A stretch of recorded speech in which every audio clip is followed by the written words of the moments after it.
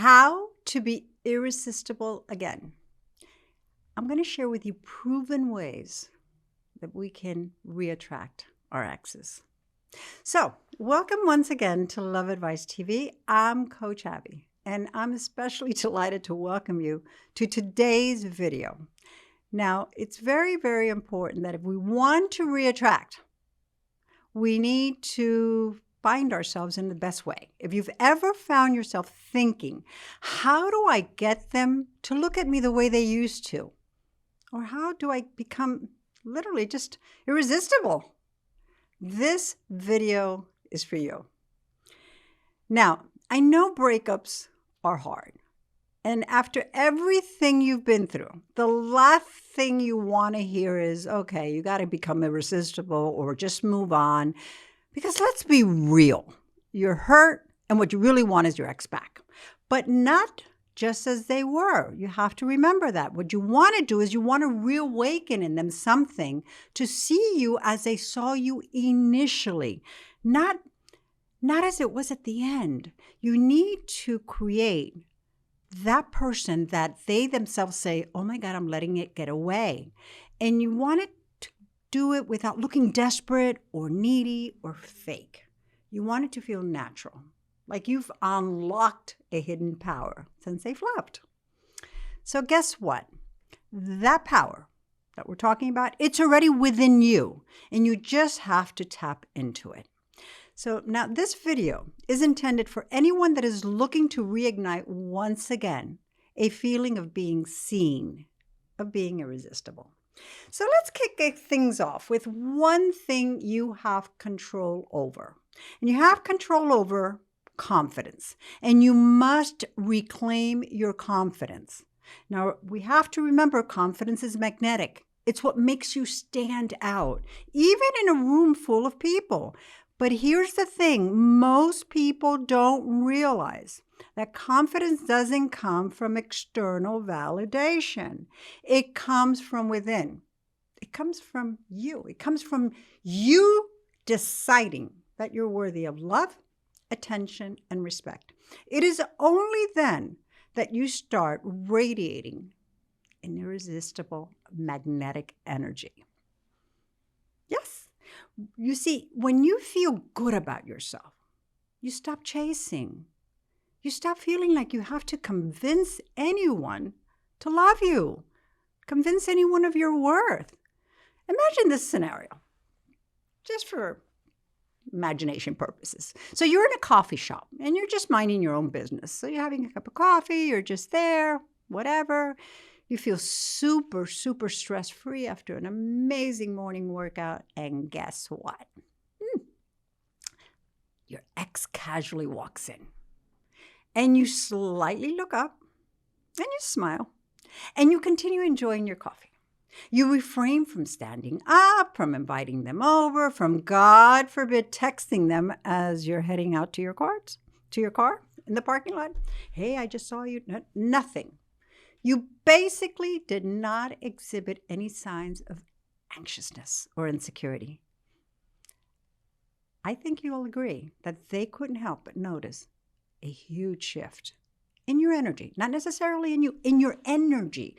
This display of self-confidence certainly grabbed their attention, without a doubt, even more than the surprise of seeing you there. Now, you might ask, why, Abby? I mean, they looked at me. No, because you conveyed that you own your life again, that you are showing up in the world not for anyone else, but for yourself, that you are comfortable in who you are. And that attitude is what contributes to becoming irresistible, because they can't point why you left back that impression to them. Now, in order to achieve this sense of confidence, you need to start by also letting go of the part that was part of your past and begin to live in the present. Now, here's where I need you to dig deep. If you're still holding on to past mistakes, to the regrets, or the idea that things should have worked out differently, you're blocking your own power. You are. Why? Because the more you hold on to the past, the more you stay trapped in the person you used to be. That person didn't work out. That's why you're broken up. You're not that person anymore. You can't be that person. You don't want to be that person. You shouldn't want to be that person. The true way to become irresistible is to leave the past in the past. You got to let it go. You got to live in the present. You've got to reconnect with the person you are right now, the evolved version of yourself, the one who's been through growth, through healing, through transformation. You've got to let them see and feel that change. That's the energy that people are drawn to. That energy that is completely present, that is alive in their own skin, that is yelling independence, that is yelling sexiness, that is yelling confidence. It is so magnetic. A person that is set on working on their own happiness, really on their own happiness. So let's talk a little bit about happiness and how it makes you irresistible. It really has a direct effect on making you irresistible. It sounds simple, right? But think about it. How attractive is someone who's constantly seeking validation, approval, or attention? The answer is not very. Why? Because people who are constantly seeking validation from external sources to become happy end up feeling empty, and everyone can sense that emptiness. Happiness comes from within. It pours out. When you create happiness from within, that's when the real magic begins to happen. You see, happiness is an energy that draws people in. You spurt out, but it draws people in. It's that spark, that glow, that little light that radiates from within. Start small. Do things that light you up. Do things that make you smile for no reason at all. Go for a walk in the park. Dance to your favorite song. Sounds corny, but it works so well. Take up a new hobby. And never forget, it's never too late to cultivate happiness.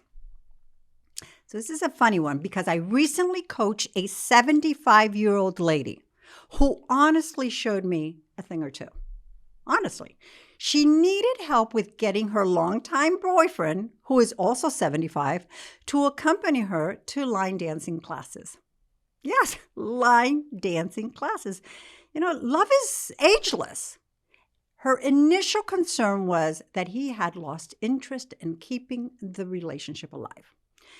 So he just wanted to binge watch series every single night and then go off to sleep. The more she complained about their sedentary lifestyle, the more he pulled away. So she went out of the box and she booked a session with me. Initially, all she was looking for was advice on how to change this pattern. And I thought about it for a bit, and I said, let's start by applying the power of making oneself happy to grab his attention and draw him in. So I suggested putting on rock music. I mean, in the end, he could relate much more to rock music than to line dancing music. And I suggested she playfully dance and challenge him to join her. So here she's no longer nagging. She's no longer complaining. She is exuding happiness. And soon thereafter, she mentions that they started laughing. It just became a wonderful connecting moment for them. I mean, here are these two people, 75 years old, rock dancing in their living room. And off goes, the whole entire spending night after night binge watching a series. She was so overly filled with gratitude that the recipe was quite small. It was quite simple. It was quite easy. And that really is the moral of the story. Start small. Do things that light you up. Because when you grow, it's so much easier to draw people in. I have to say that the last time we talked, He agreed to go to just one line dancing class. And that's enough. That's great. So remember, the more you fill yourself up with joy, the more you naturally are magnetic to others. So now let's talk about rediscovering your passion, because once again, many times we're in a relationship and we forget about us. We forget about all the passion that made us who we were. And I'm not talking about romantic passion, okay? What I'm talking about is that kind of passion that makes your eyes light up. Romantic passion does that too, but I'm just saying, the kind that says, I'm living my life fully and I'm seriously excited about it. So remember that thing you loved to do before you got into this relationship, or any relationship for that matter. The thing that makes you glow, that makes you you. Go back to it. Whether it's painting, writing, traveling, cooking, dancing, you need to rediscover your spark. Find it. It's in there. You don't have to do it for anyone else's approval. You do it because it's something that makes you feel alive. And when you pour energy into your passions, you stop waiting for someone to make you feel whole, because you realize you already are. You've always been whole. And, I'm not very gender specific in my videos, but listen up, ladies. Unfortunately, I have found that we ladies, we still do, to this very day, have such a tendency to make our romantic relationships our focal point of basically at all costs, even if neglecting friends, of family, of our previous Wednesday tennis matches, and all the other social commitments we enjoyed before getting into a relationship. I truly believe it is in our DNA. We have this predisposition to nurture. Now, I strongly suggest that yes, you should stay nurture. I'm a very nurturing person, and you should nurture your relationship, but you should nurture your friends, your passion, yourself. Believe me, there's enough of the amazing woman that you are to go around. And when your ex once again sees that you are doing things which you had put on the back burner to be more available to him, he starts seeing you differently. He sees you going out on Fridays to happy hours or Wednesdays or whatever the happy hours is. You see you with your friends, and he starts to find you irresistibly attractive. It's a very important tip is to exude happiness, to be independent. Let's talk a little bit about independence and what it really means. Now, there's a fine line between being available for your ex and being emotionally dependent.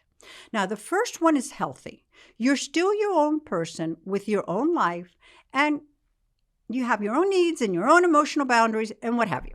Now, the second one is draining, and it leaves you dependent on someone else's approval for your sense of self. And it's exhausting for them too. Independence is one of the sexiest qualities a person can have. When you stop leaning on your ex, or anyone else for that matter, to feel good about yourself, you radiate a quiet power. People are drawn to you. You don't need them to complete you because you are complete. You have completed yourself. You're your own secure fountain of strength, joy, and fulfillment. And that kind of emotional sovereignty is magnetic.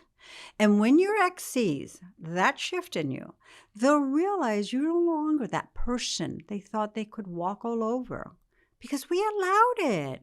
We do it by nature. They realize that they just can't show up and find you available to hang out just because they're in the mood to see you. No. It's important that you show them that you are independent, that you have things, you're living life. You have to remember to also think about something that I find that's very important.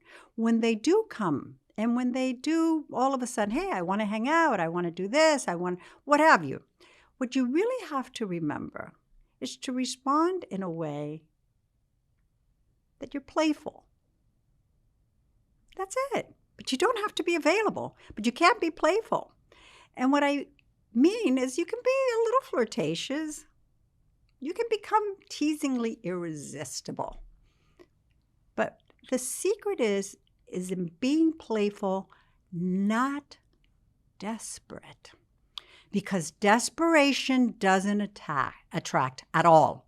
It repels. It creates tension. It creates pressure. It creates anxiety. But a light, playful energy, that draws people in like magnet. Now, here's how to approach it. Let's assume you're in touch with your ex. Okay? Don't immediately, please, dive into heavy topics. Bad mistake.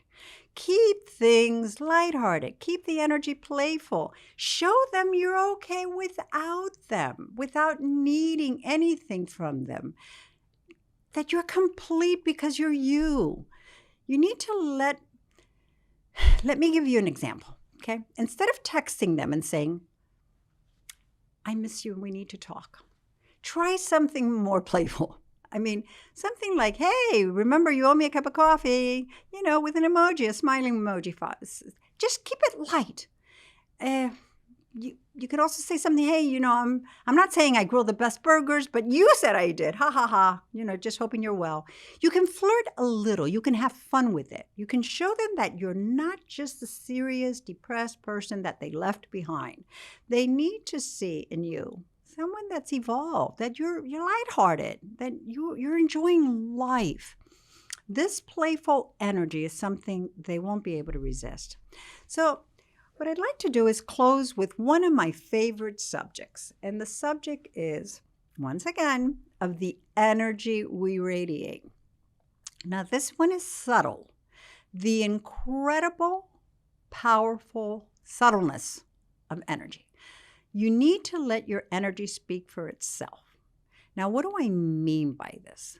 When you're fully in your power, you're fully in your confidence. You are in your joy. You don't have to say anything to show that you're irresistible. You don't need to beg for attention.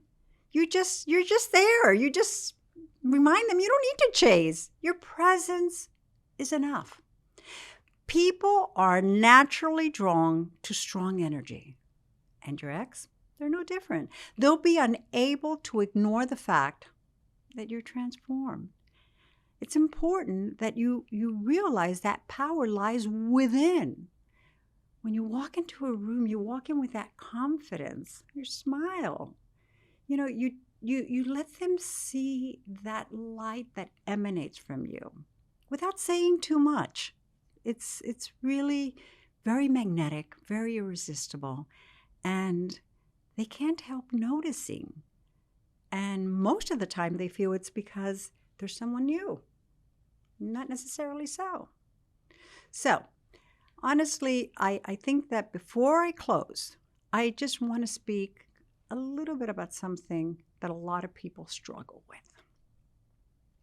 And what basically it is what if you're doing all this work? You're doing it amazing. You're not reaching out. Your ex doesn't seem, see you stalking them. You're not doing anything. You're doing exactly what the coaches have told you.